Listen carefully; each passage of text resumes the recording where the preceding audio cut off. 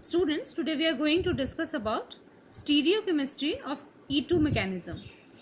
In our previous lecture, we have discussed mechanism of E2 elimination reactions, where it's a E2 mechanism is a single step reaction where in the same step base abstract beta proton and the leaving group leave and alkene formation is there. In E2 mechanism, bonds to the eliminating group must be in the same plane, these two groups, because sp3 orbital of carbon bonded to H, this one, and sp3 orbital of carbon that is bonded to X becomes overlapping p orbital in alkene product. Therefore, orbitals must be overlap in transition state. So these are the two possibilities when both the group will be the same plane, either parallel or opposite to each other. So in this case, conformation is eclipsed and substituents are syn periplanar, parallel to each other. In this case, conformation is staggered. Staggered means all substituents are at maximum distance and these substituents are at 180 degree anti-periplanar. Although these two are the possibilities, but syn elimination is much slower, so anti-elimination is favored in E2 mechanism. दोनों possibilities हैं क्योंकि इन दोनों case में ही एक ही plane में है H जो abstract करेगा बेस और X जो लीव करेगा एज ए लिविंग ग्रुप और अल्कीन का फॉर्मेशन होगा. ये दो पॉसिबिलिटीज़ हैं. यहाँ इक्लिप्स कॉन्फर्मेशन है, यहाँ स्टैगर्ड है. हम सभी जानते हैं कि जो इक्लिप्स्ड है वो ज़्यादा स्टेबल नहीं होता है, स्टैगर्ड कन्फिगरेशन जो होता है वो ज़्यादा स्टेबल होता है. So in this case transition state will be less stable, while in this case it will be more stable. So more stable transition state, faster will be the rate. So this one is favored over the syn elimination because this is eclipsed, this is staggered, more stable, and the transition state is less stable in this case. So this is this anti-periplanar when it is at anti-periplanar position at 180 degree opposite to each other, in that case elimination will be favored. So out of these two, always in case of E2 reactions there will be anti-elimination. There is other reason that favors anti-elimination is in case, this I have written in Sohor's projection, this is Newman, this I have written in Sohor's projection to explain the second reason. In this case what happens, base in case of a syn elimination, base abstraction, proton and beta proton abstraction by base and the leaving of departure of the leaving group halide ion is from the same side. So here both the electron rich base and leaving halogens, both are electron rich, negatively charged, they are in the same side. While in this case anti-elimination, base abstract proton from one side and the leaving group leave from the other side. So in this case two electron rich species are not on the same side, so this avoid repulsion between the two electron rich negatively charged species which is there. This repulsion is present in syn elimination but not there in case of anti-elimination. So this is also the reason why anti-elimination is favored in E2 mechanism. We already discussed this, that E2 mechanism, this is radio selective. Radio selective means कि अगर दो chances, दो तरह के beta proton available हैं तो दो product बनेंगे और एक प्रोडक्ट मेजर प्रोडक्ट होगा, परसेंटेज ज़्यादा होगा इसका compare to other minor product होगा. मेजर प्रोडक्ट कौन होता है? अकॉर्डिंग टू सेजेफ रूल, ज़्यादा substituted alkene will be the major, more substituted alkene will be the major product and less substituted alkene like this one is the minor product. because here there are 2 beta protons possible. This is 1, this is 2. When this beta proton, when the base abstract this beta proton, then more substituted and major product form. When the base abstract this proton, then less substituted and minor product is formed, that is Sadge's rule. And according to Sadge's rule, this is more stable, that's why this is the major product, less stable is minor product. This we have discussed in detail in our previous lecture of E2 mechanism. Now, apart from regioselectivity, E2 mechanism also shows stereoselectivity. Stereoselectivity means that there is a possibility of synthesis of stereoisomers, that is when alkenes are asymmetrically substituted, then it means attached with the 2 different substituents, then out of the 2 stereoisomers possible, one will be formed in as a major product, then the other as a minor product. In the same reaction, what I have shown here, in the same reaction, this is the major product. This major product has got both the C atoms attached with 2 different substituents. Here 1H, 1 ethyl group, 1H and 1 methyl group. क्योंकि इस दोनों carbon जिनके बीच में double bond है वो एसिमेट्रिकली substituted है, यानी individual carbon पे जो 2 सब्स्टिट्यूएंट हैं वो अलग अलग हैं, यानी कि वो स्टीरियोआइसोमर्स ज्योमेट्रिकल आइसोमेरिज्म शो कर सकते हैं. तो यहाँ पे अगर वो ज्योमेट्रिकल आइसोमेरिज्म शो कर रहे हैं, तो अगर ज्योमेट्रिकल शो कर रहे हैं तो 2 पॉसिबिलिटीज होगी, ई भी बन सकता है और जेड भी.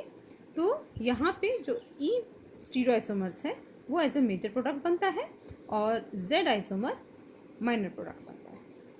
What is the reason behind this one? Reason is यहाँ पे जो मेजर प्रोडक्ट की हम बात कर रहे हैं, क्योंकि उसी की हम स्टीरियोकेमिस्ट्री डिस्कस कर रहे हैं. तो यहाँ पे देखिए आप 2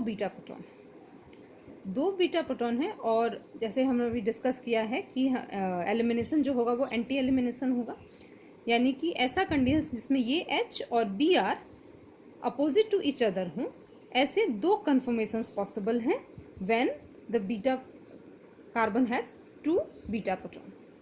this is 1. When 2 methyl groups, this is the staggered conformations, these are the 2 staggered conformations possible, 1 and 2.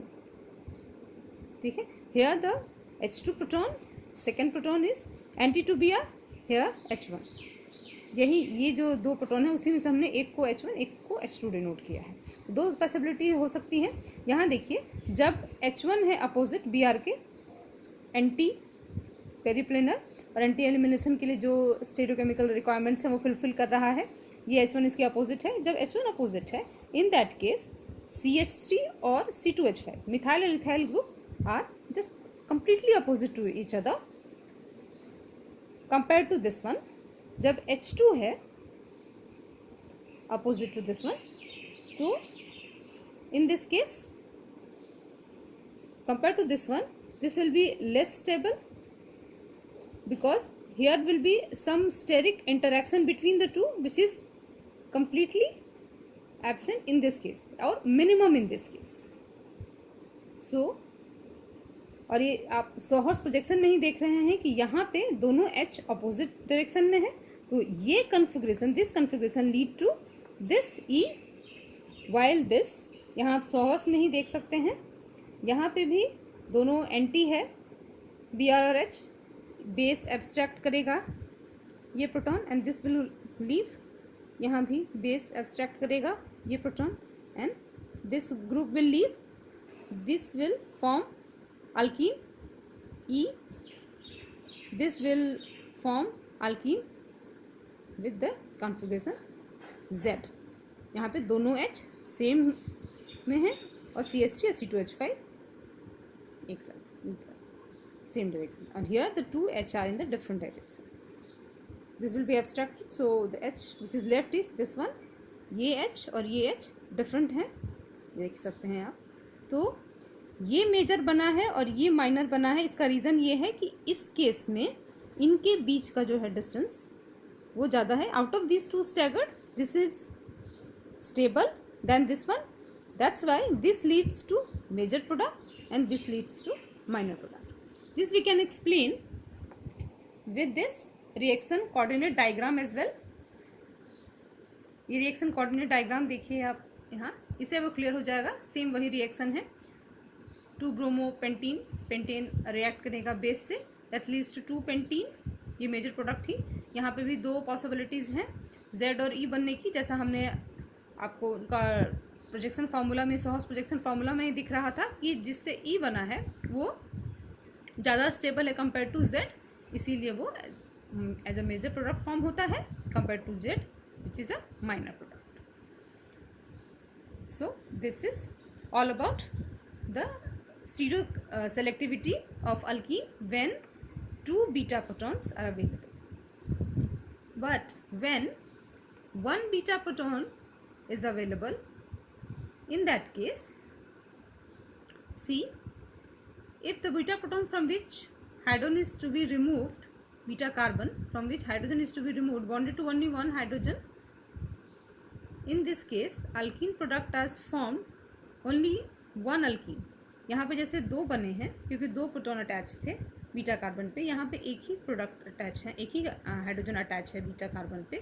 सो यहाँ पे एक ही स्टीरियो आइसोमर्स फॉर्म हो, क्योंकि यहाँ पे हम 2 सोहस प्रोजेक्शन नहीं लिख सकते हैं जिसमें कि एंटी प्लेनिप्लेनर हो अलाइनमेंट लिविंग ग्रुप का और बीटा प्रोटॉन का. एक ही लिखे जा सकते हैं. जहाँ पे 2 होंगे वहाँ 2 लिखे जा सकते हैं, इसलिए वहाँ 2 स्टीरियो आइसोमर्स बने. यहाँ पे एक ही लिखे जा सकते हैं, इसलिए एक ही स्टीरियो आइसोमर्स बनेंगे. ये हम एक्सप्लेन कर सकते हैं विद दिस एग्जांपल.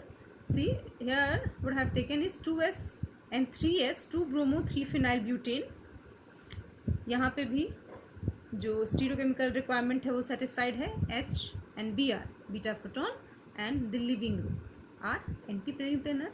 यहाँ पे एंटी एलिमिनेशन होगा, बेस एब्स्ट्रैक्ट करेगा proton and the living group will leave, and this leads to this E stereoisomers. यहाँ फॉर्म हुआ. यहाँ पे ही इसका हमने ले लिया है the isomer of this one, stereoisomer of the same. यहाँ हमने लिया है 2s 3r 2 bromo 3 phenyl butane. यहाँ पे भी H और Br एंटी है कन्फिग्रेशन, यानी जो हमारा स्टीरियो केमिकल रिक्वायरमेंट है वो फुलफिल्ड है. बेस प्रोटॉन एब्स्ट्रैक्ट करेगा and the leaving group will leave, और यहाँ पे अल्कीन का सिंथेसिस हुआ. तो यहाँ पे बना है Z और यहाँ पे बना है E. तो यहाँ पे क्योंकि एक ही प्रोटॉन है एक ही स्टीरियोआइसोमर्स बनेगा. ना प्रीवियस एग्जांपल 2 थे, इसीलिए E और Z दोनों ही बने हैं. यहाँ पे जैसा कन्फिग्रेशन यहाँ पे देखिए 6,6H5 में हाईएस्ट प्रायोरिटी ग्रुप जो है, हाईएस्ट प्रायोरिटी ग्रुप कौन है? C6H5 और CH3 में से. इसकी 1 होगी, इसकी 2 होगी. यहाँ H और CH3 है तो इसकी 1 होगी, इसकी 2 होगी. ये 1 2 1 2. बिकॉज ऑफ दिस वन यहाँ ये E है और यहाँ पे क्योंकि सेम प्रायोरिटी ग्रुप जो है वो एक साथ में है, इसीलिए ये Z बना है. Now we will discuss E2 elimination in cyclic compound. Cyclic compound में भी जो रिक्वायरमेंट है वो सेम है, एंटी एलिमिनेशन होगा. और एंटी एलिमिनेशन के लिए जो साइक्लिक कंपाउंड्स में ग्रुप टू बी एलिमिनेटेड यानी कि H और X जो बीटा प्रोटॉन एब्स्ट्रैक्ट होगा और जो X जो लिविंग ग्रुप लेगा that should be in axial position. दोनों को एक्सियल पोजीशन में ही होना चाहिए. इसी वजह से जब क्लोरोहेक्सेन में एलिमिनेशन होता है तो क्लोरोअल्केन हेक्सेन का जो हम साइक्लोहेक्सेन चैप्टर में पढ़े हैं कि that is a stable condition is when chlorine this one Cl is equatorial. C1 is equatorial, but for elimination reaction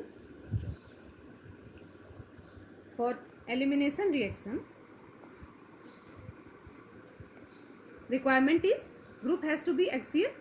Cl को लिविंग ग्रुप को एक्सियल होना चाहिए. यहाँ तो 2 बीटा प्रोटॉन है और एक H तो एक्सियल है, लेकिन Cl जो लिविंग ग्रुप है वो एक्सियल पोजीशन में नहीं है. इसकी वजह से इसको ये फ्लिप करके जो लेस स्टेबल कंडीशन है उसमें जाना होता है. यानी कि इसमें Cl यहाँ पे एक्सियल है, अब ये मोर स्टेबल कंडीशन है, ये लेस स्टेबल कंडीशन है, उसमें जब कन्वर्ट होता है उस केस में जो हमारा रिक्वायरमेंट है वो फुलफिल हुआ है कि लिविंग ग्रुप Cl वो भी है, क्लोराइड भी एक्सियल पोजीशन में है और बीटा प्रोटॉन भी एक्सियल पोजीशन में है। अब यहाँ से इस केस में एलिमिनेशन होगा एंड प्रोडक्ट फॉर्म होगा साइक्लोहेक्सीन। क्योंकि यहाँ पे मोस्ट फेवरेबल जो उसका ज़्यादा स्टेबल कंडीशन है उस केस में नहीं रिएक्शन हो रहा है, इसीलिए रेट काफ़ी स्लो होता है E2 एलिमिनेशन का इन केस ऑफ अ क्लोरोसाइक्लोहेक्सीन। इसको हम इस एग्जाम्पल से और क्लियरली समझ सकते हैं। When we carry out elimination reaction in neomenthyl chloride, this the structure of neomenthyl chloride, in this case Cl in chloride in axial position, और यहाँ पे एक बीटा प्रोटॉन भी अवेलेबल है एक्सियल पोजीशन में, यानी जो हमारी रिक्वायरमेंट है वो कम्प्लीटली फुलफिल्ड है। यहाँ पर एलिमिनेशन रिएक्शन होता है बेस्ट स्टेबल कंडीशन में ही, इन्हें फ्लिप करने की ज़रूरत नहीं है टू द अनस्टेबल कन्फॉर्मर्स, और स्टेबल में ही रिएक्शन होगा elimination reaction and the product hexene is formed. So this reaction is 200 times faster compared to the reaction with menthyl chloride. In menthyl chloride again this chloride is in equatorial position. तो अब elimination reaction के लिए, क्योंकि E2 elimination में हमारा क्या है कि इसे एक्सियल होना ही चाहिए, तो इससे फ्लिप करके लेस स्टेबल कन्फॉर्मर्स में जाना होगा। इस केस में Cl एक्सियल हो गया है क्लोराइड। अब यहाँ से base will abstract this proton and the leaving group, और अल्कीन यहाँ पे फॉर्म हुआ है। क्योंकि ये अनस्टेबल कंडीशन में फ्लिप करना पड़ा है इसे, उसके बाद एलिमिनेशन हुआ है, इसीलिए इस केस में रेट 200 times स्लोअर होता है कंपेयर टू दिस, जहाँ पे कि मोस्ट स्टेबल कंडीशन में ही यहाँ पे रिएक्शन हुआ। तो this is 200 times faster compare to the menthyl. Now because of this requirement that the group has to be in axial position, groups to be eliminated has to be in axial position. Because of this, sometimes Sedgwick rules is also not followed in case of a cyclic reactions, that you can see in this example. See, this is trans 1-chloro-2-methyl cyclohexene. For this also, because this chloride leaving group is in equatorial position, so for E2 reaction it has to flip to the less stable conformer when this Cl now this Cl is in axial position. Now there are two possibilities that two beta protons are available here. See, one and this also one, this is also beta proton, two, this is also beta proton. Now because this beta proton, although this is attached with the carbon which has less hydrogen compared to this one, so according to Sedgwick rule, most stable alkene is formed or favored. Synthesis of that alkene will be favored more, which is where the beta proton is attached with the carbon having less number of hydrogen. This is having one hydrogen only, this has got two hydrogens, but here because H is axial position, that is the requirement for elimination reaction, that is fulfilled here, but this one is not fulfilled over here. Here H is equatorial. तो हमारा requirement है कि elimination के लिए दोनों को ही axial position में जाना ही चाहिए। तो यहाँ पे ये एक्सियल तो हो गया, लेकिन out of these two hydrogens यहाँ पे अकॉर्डिंग टू Sedgwick रूल यहाँ से होना चाहिए था, लेकिन क्योंकि ये हमारा स्टीरियोकेमिकल रिक्वायरमेंट ये फुलफिल नहीं कर रहा है इसकी स्टीरियोकेमिस्ट्री, क्योंकि ये इक्वेटोरियल है, इसे एक्सियल होना चाहिए, तो यहाँ पे ही सिर्फ हमारा एक्सियल हाइड्रोजन अवेलेबल है, इसीलिए एलिमिनेशन बेस इस प्रोटॉन को एब्स्ट्रैक्ट करेगा एंड द लिविंग ग्रुप ली, और यहाँ पे डबल बॉन्ड फॉर्मेशन होता है, ना कि यहाँ पर। So here also that anti Sedgwick product is formed. So this is all about stereochemistry of E2 mechanism. I hope कि आपको समझ में आया होगा. Even if you have any query, then you can ask me in the comment section. Thank you.